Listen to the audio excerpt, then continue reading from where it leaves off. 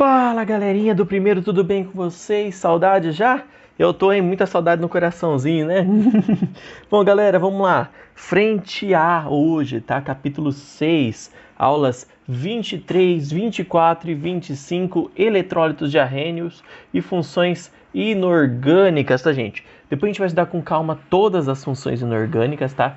Nessa aula é só a parte teórica, básica, a parte mais fácil de entender, os conceitos do que é um eletrólito, o que Arrhenius diz, o que é uma reação de ionização, uma reação de dissociação iônica e de dissociação molecular, tá? Então são só conceitos. Depois a gente vai vir com estudo só de ácido, depois estudo só de base, só de óxido. Aqui é um geralzão. Então vamos lá, galerinha.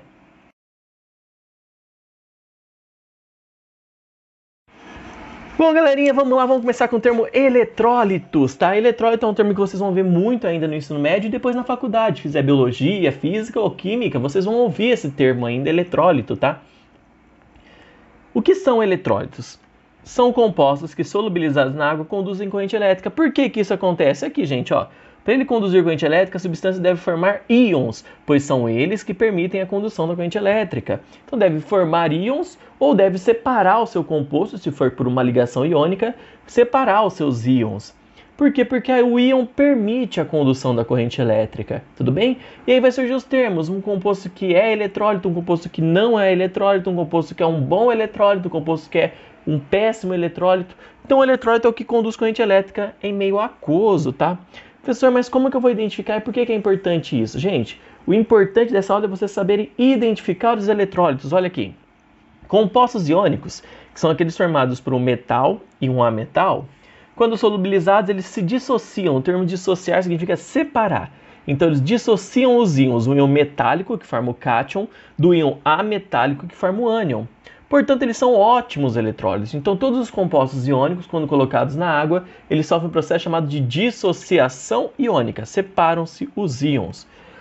Os compostos moleculares, que é o composto formado por ametal mais ametal, quando solubilizados, eles dissociam as moléculas. Ou seja, eu não consigo separar em íons, eu separo molécula de molécula. Então, tipo assim, quando eu pego NaCl, sal de cozinha, é um composto iônico, coloco ele na água, ele separa no cátion Na e no ânion Cl. Então ele separa em íons. Agora se eu pego o açúcar, que é o C12H22O11. Se eu pego o açúcar, que é um composto molecular sólido, quando eu coloco ele na água, ele só fica aquoso. Ele separa uma molécula de açúcar de outra molécula de açúcar, mas o C12, o H22 e o O11 continuam juntos. Eles não separam formando íons. Portanto, os compostos moleculares não são eletrólitos, ok? Exceto os ácidos. Daqui a pouco a gente vai entender por quê. Bom, gente, essa aula eu vou seguir com teoria e exercício. Teoria e exercício para ficar mais fácil de entender, certo? Então, olha lá, exercício 1 da aula 25, tá? Então, eu tô indo lá na aula 25 já, o exercício 1. Classifica os compostos em iônicos ou moleculares. Olha lá, SO2, CaO, Na2SO4, NaH e H2O. Vamos lá, gente. SO2, composto molecular. Por que eu sei que é molecular? Porque enxofre é um ametal, oxigênio também é um ametal. CaO, opa, Ca cálcio. Cálcio é um metal, né? Oxigênio, ametal. Metal com ametal, composto iônico. Na2SO4, opa, Na é um metal. Se o Na é um metal, o enxofre a gente já viu que é um ametal. Metal com ametal, composto iônico. NaH, de novo, Na é um metal, o sódio é um metal. O H, que é o hidrogênio, é um ametal. Então, juntando os dois, damos um composto iônico. Água, H2O. Hidrogênio é ametal, oxigênio também é ametal. Então, juntando os dois, dá um composto molecular. Agora nós vamos voltar lá para as aulas 23 e 24, exercício 3. Vocês vão ver que eu vou fazendo os exercícios não em ordem, gente, para seguir mais ou menos a nossa linha de raciocínio, tá bom? Então, olha lá, classifica as seguintes substâncias em eletrólitos ou não eletrólitos. HNO3, CaF2, CH4, FeO. Vamos lá então, HNO3 é um eletrólito. Por que é um eletrólito? Porque ele é um ácido, tá, gente? Nós vamos ver que um ácido é eletrólito, mas basicamente por ser um ácido, daqui a pouco a gente vai aprender como diferenciar ele, como saber que ele é um ácido ou não, mas por ele ser um ácido, ele conduz corrente elétrica. Simples assim, quando ele é posto em água, por isso que ele é um eletrólito. CaF2, opa, composto iônico, tá, gente? Ca é um metal, F2 é um ametal, então composto iônico. Então, se ele é um composto iônico, é eletrólito. CH4, carbono, ametal, hidrogênio, ametal. Não é um ácido, é um composto molecular, então ele não é eletrólito. FeO, opa, ferro é metal, oxigênio é ametal, composto iônico, então é um eletrólito. Bom, agora vamos lá, gente. Conceitos gerais das funções orgânicas e o reconhecimento desses compostos com essas funções. Como eu faço para reconhecer e quais são os conceitos básicos? Então, começando por esse, ó, o ácido. Ácidos, o que são ácidos? Segundo Arrhenius, ácido é toda substância que na presença de água libera H+, ou H3O+, como único cátion, tá bom, gente? Então, para ser um ácido, necessariamente tem que ter o hidrogênio. Como que eu reconheço um ácido? Começa com hidrogênio, tá, gente? Começou com hidrogênio, é um composto inorgânico.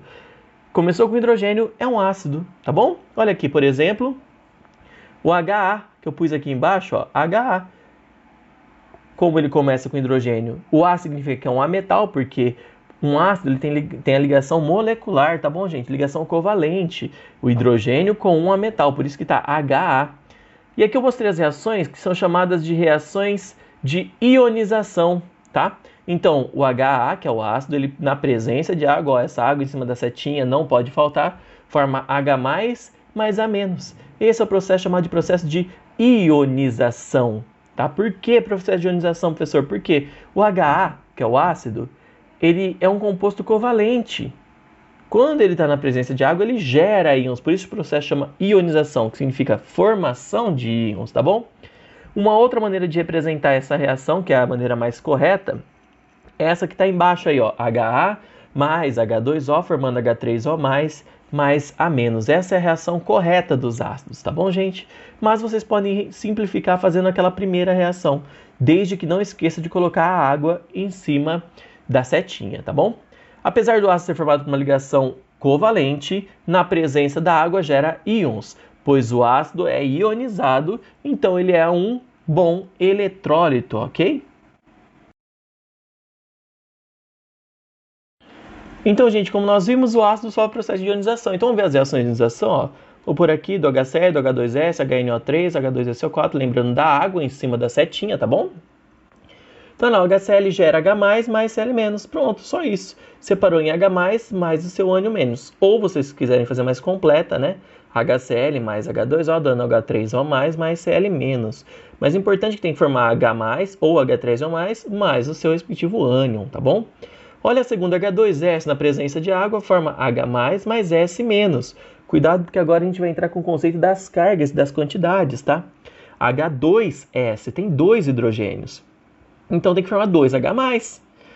Como o hidrogênio tem carga mais 1, como eu tenho 2H+, o enxofre do outro lado tem que ter carga 2-. Tudo bem? Olha o próximo, HNO3 na presença de água, H+, e o NO3, opa, o ânion inteiro, o NO3 é uma coisa só, tá, gente? Então, NO3 com carga -1.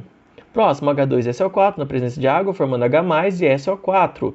Vamos lá, quantos H+ forma? Tenho 2, é H2SO4, então eu tenho 2 hidrogênios, forma 2H+.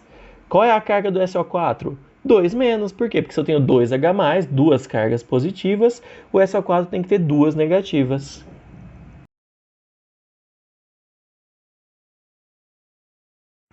Próxima função inorgânica, gente, são as bases. O que são bases? Segundo Arrhenius, base é toda substância que na presença de água libera OH- como único ânion, tá bom? Esse processo é chamado de processo de dissociação iônica, que a gente vai ver como que funciona, tá? É esse daqui, ó. Então, MOH é um metal mais OH, formando o metal M+, que é o cátion, mais o OH-. Então, base é toda substância que libera OH-, tá bom, gente? Um detalhe importantíssimo para eu reconhecer uma base, termina com OH. Então, o ácido começa com H, a base termina com OH, tá? Colocando a água aqui, ó, esse processo chamado de reação de dissociação iônica, como eu já havia avisado para vocês, tá? Dissociação significa separação. Como a base M é um metal, O e H são ametais, metal com ametal, a própria base tem uma ligação iônica.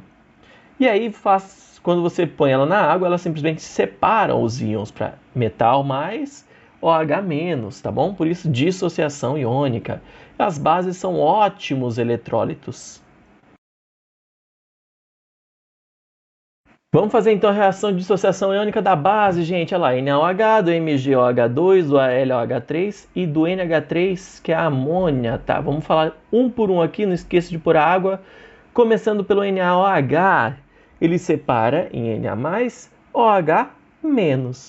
Então separa o primeiro, sempre o primeiro elemento, que é um metal, então Na+, o restante é OH, OH-, tá bom? Próximo, MgOH vai gerar OH-. Mas olha lá, forma Mg mais OH-. Quantos OHs tem na fórmula? MgOH2, né? Então tem 2 OHs, tem que gerar 2 OHs, por isso tem um 2 na frente do OH-. Qual é a carga do magnésio? Família 2 do magnésio, tem que decorar, hein? Família 2, Bela Magrela, casou o senhor Barão Ratão, o magnésio está lá. Carga do magnésio, 2+.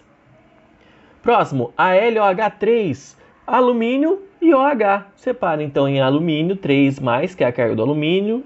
Tem que lembrar da carga do alumínio. A gente passou agora há pouco uma tabelinha dos principais cátions. Vocês têm que lembrar esses principais cátions. O alumínio é 3+, mais 3 OH-. Por que 3 OH-? Porque tem 3 OHs na fórmula do AlOH3, que é o hidróxido de alumínio, tudo bem? Então 3 OH-. E eu pus esse último aí exemplo porque ele é muito importante. A amônia é a única substância básica, então ela é a única base que não tem OH. Mas segundo Arrhenius, base é toda substância que na presença de água forma OH-, gera OH-. A amônia faz isso, olha lá a amônia. NH3, que é a amônia, reage com H2O, que é a água, formando NH4+, esse carinha é chamado de amônio, mais OH-, ou seja, a amônia na presença de água, ela reage com a água e gera OH-. Então a amônia também é uma base.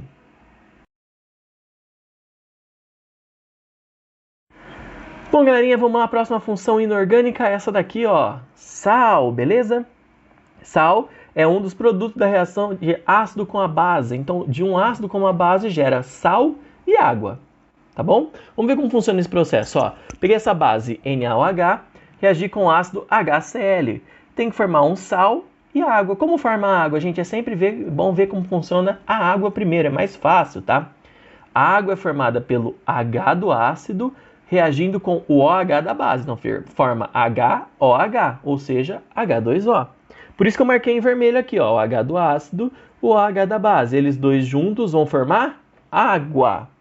E o restante que está em preto? O restante forma o sal. Então, o sal formado aí é o NaCl. Essa reação é chamada reação de neutralização, uma das mais importantes num vestibular, tá bom? Aí eu vou pegar esse sal, porque a gente está falando de eletrólitos, não é? Eu vou pegar esse sal e vou dissolver ele na água. Ó. O NaCl sólido, dissolvido ele na água, ele forma Na+, Cl-. Tá? Então, ocorre uma separação dos íons. Esse processo é chamado de dissociação iônica dos sais. Então, o sal também sofre o processo de dissociação iônica, de separação dos íons, certo? Portanto, sal também é um ótimo eletrólito. Então, sais são bons eletrólitos. Uma observação, gente, como que eu reconheço um sal? Só dá para reconhecer um sal por eliminação, tá bom? Logicamente, o sal é formado por um metal e um ou mais ametais, porque tem que ser um composto com ligação iônica.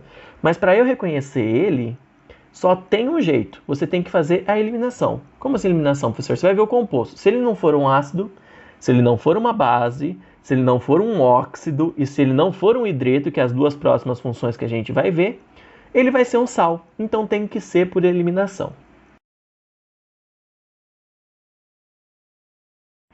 Bom, gente, para exemplificar as reações de neutralização, nós vamos fazer o exercício 2 da aula. Olha lá, complete e faça o balanceamento das seguintes reações de neutralização. Primeiro, HCl com KOH. Gente, eu estou sempre demarcando aí o H como vermelho e o OH como vermelho. Por quê? Porque o H do ácido reage com o OH da base para formar água, tá bom?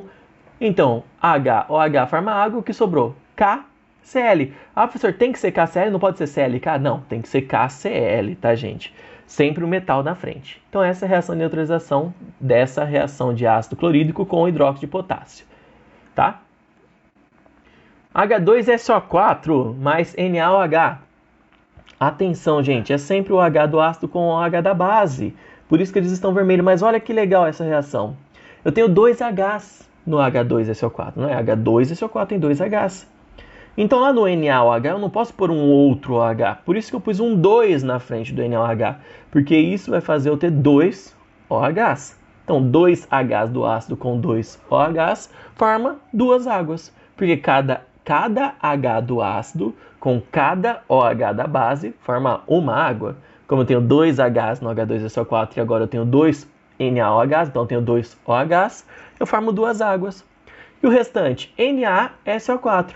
Ah, professor, como eu faço a fórmula do NaSO4? Aí vocês têm que relembrar lá das ligações iônicas, tá bom? O SO4, como ele tem 2 hidrogênios, o SO4 tem carga 2-. Lembra-se disso, tá? A quantidade de hidrogênios do ácido me dá a carga desse ânion. Olha lá, vou falar de novo.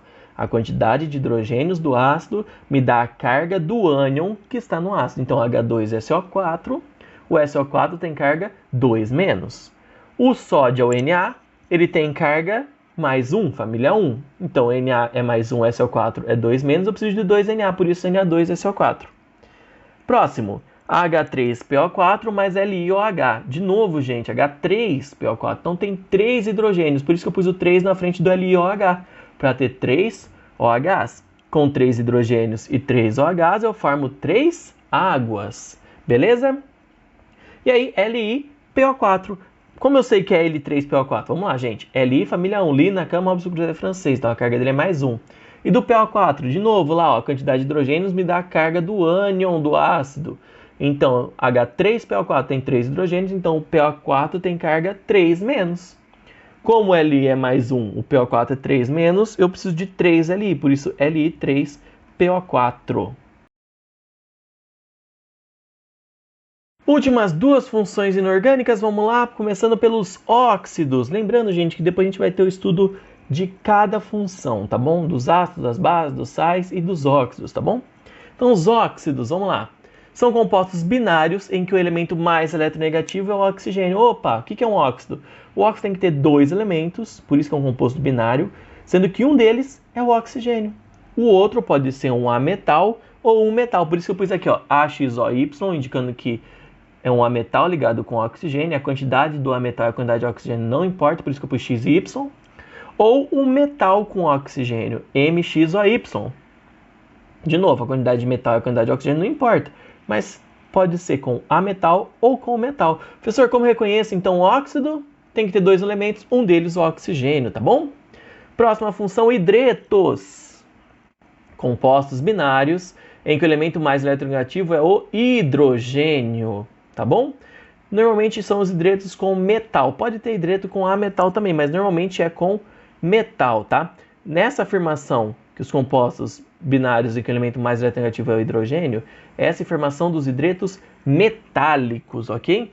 Nos hidretos ametálicos, quando são hidretos que têm um ametal, o hidrogênio ele não vai ser o mais eletronegativo, só que aí entra um conceito um pouco mais complexo, tá? O hidrogênio ele vai ter que ganhar uma carga negativa, o que não é muito interessante para ele. Mas na hora que a gente fala lá no segundo colegial, vocês vão entender melhor o que eu estou falando. Por enquanto, para reconhecer o hidreto, tem que ser 2 elementos, um deles o hidrogênio. Normalmente é um metal e hidrogênio, por isso que eu pus MH. Pode ser também um ametal e o hidrogênio. Então, 2 elementos, um deles o hidrogênio, o último sendo hidrogênio, normalmente é um hidreto. Vamos lá, exercício das aulas 23 e 24, exercício 1. Equacione os processos de dissociação a seguir. NaCl, na presença de água, dissocia-se em Na+, mais Cl-. Ok? Porque é um composto iônico, ele vai separar nos seus íons. C6H12O6, sólido, é a glicose. Opa! Carbono é ametal, hidrogênio é ametal, oxigênio é ametal, composto molecular. Na presença de água, ele só fica aquoso, ele não se separa, tá bom? HF, na presença de água, forma H+, mais F-. Por quê, professor? Porque é um ácido, HF é um ácido, tudo bem? Então, gera H+, mais F-. CaOH2, olha lá, na presença de água, forma Ca2+, mais 2OH-. Beleza? Por que forma isso, professor? Porque é uma base, né? Na presença de água, a base separa em Ca e OH. H2SO4 é um ácido, na presença de água forma H+, e SO4-. Então 2H+, SO4, 2-. Isso a gente já viu nos exercícios anteriores.